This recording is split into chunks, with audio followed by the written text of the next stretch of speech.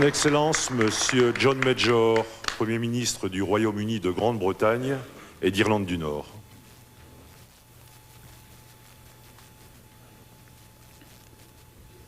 Mr. President, Presidents, Prime Ministers, ladies and gentlemen, I join others this morning in thanking Jacques Chirac and the French government for their hospitality. And I think that here is a fitting place for this signing ceremony.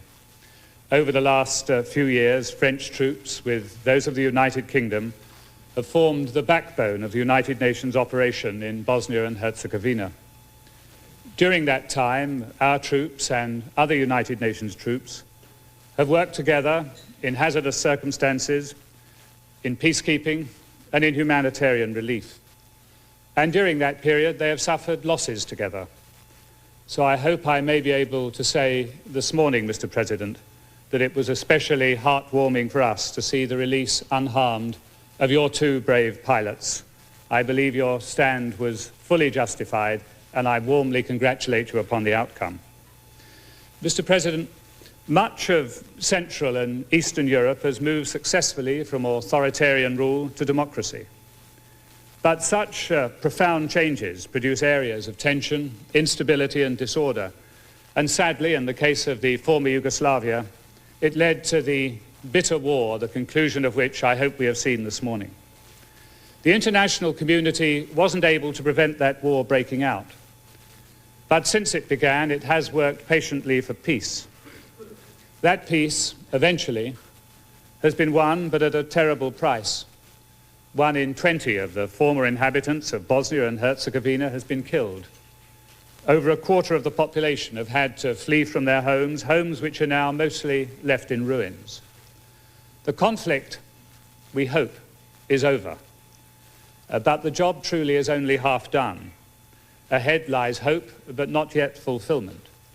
And success will depend crucially on respect for the fundamental principles of this agreement, maintaining Bosnia and Herzegovina as a single multi-ethnic state, providing for the safe return of refugees and turning away from the abomination of ethnic cleansing, ensuring that the human rights of all the people of Bosnia are fully and equally respected, and bringing to justice those guilty of crimes against humanity. The agreement signed this morning places clear and detailed obligations upon each of the parties.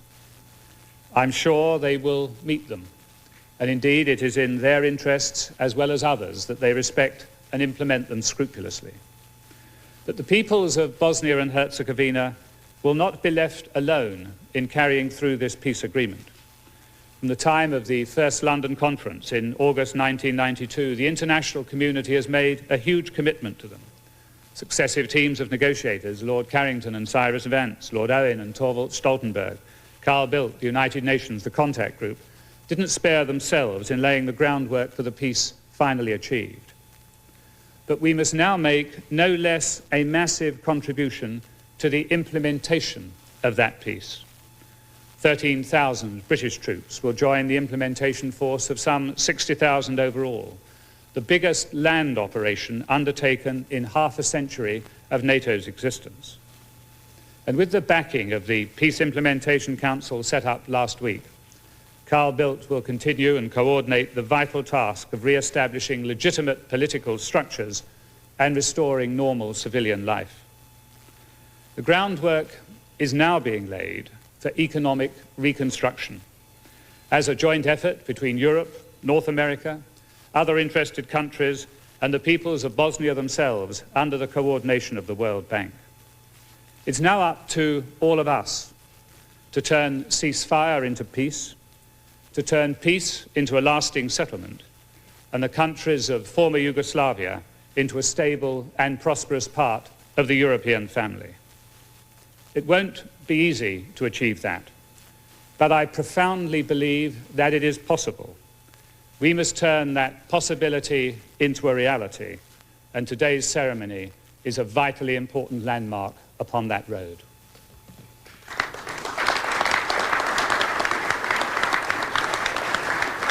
Son Excellence, Monsieur William Clinton, président des États-Unis d'Amérique.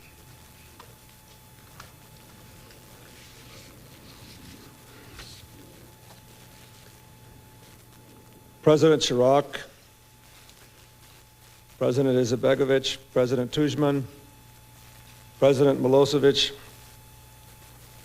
Secretary General Boutros-Ghali, Secretary General Solana, High Representative Bildt, Prime Minister Falale, Prime Minister Chenemirdan, Prime Minister Mejor, Prime Minister Gonzalez, Chancellor Kohl. Let me begin on behalf of the people of the United States by thanking all of those whose labor and wisdom helped to keep hope alive during the long, dark years of war. The humanitarian relief workers, the United Nations forces from Europe and beyond. Had it not been for their dedication and their sacrifice, the toll of the war in Bosnia would have been even graver. And I thank those whose work helped make this moment of peace possible, beginning with our host, Prime Minister Chirac, for his vigor and determination, Prime Minister Mejor, who was a full partner in the development of the Rapid Reaction Force and our NATO cooperation, and our friend Chancellor Kohl, who has taken so many of the refugees and who now is sending German troops beyond his border in this historic common endeavor. I thank the leaders of a strong NATO and the determined negotiating team of Russians, Europeans, and Americans. All of you have brought us to this bright new day when Bosnia turns from the horror of war to the promise of peace. President Izetbegovic, President Tudjman, President Milosevic. By making peace, you have answered the call of your people. You have heard them say, stop the war, end the suffering, give our children the blessings of a normal life. In this chorus for peace today, we also hear the hallowed voices of the victims, the children whose playgrounds were shelled into killing fields, the young girls brutalized by rape, the men shot down in mass graves, those who starved in the camps, those who died in battle, the millions taken from their homes and torn from their families. Even from beyond the grave, there are victims singing the song of peace today.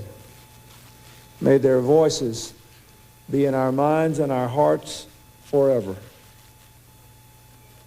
In Dayton, these three Balkan leaders made the fateful choice for peace. Today, Mr. President, you have bound yourself to peace. But tomorrow you must turn the pages of this agreement into a real life future of hope for those who have survived this horrible war. At your request, the United States and more than 25 other nations will send you our most precious resource, the men and women of our armed forces.